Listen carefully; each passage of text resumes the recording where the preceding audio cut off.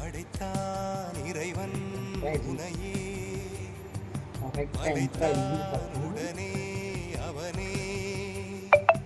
அழகை படைக்கும் திறமை முழுக்க உன்னுடன் சார்ந்தது என் விழி சேர்ந்தது விடிய விடிய மடியில் கிடக்கும் பொன்வினை உன்மேனி மீட்டட்டும் என் மேனி இறைவினில் வந்து கலந்திடு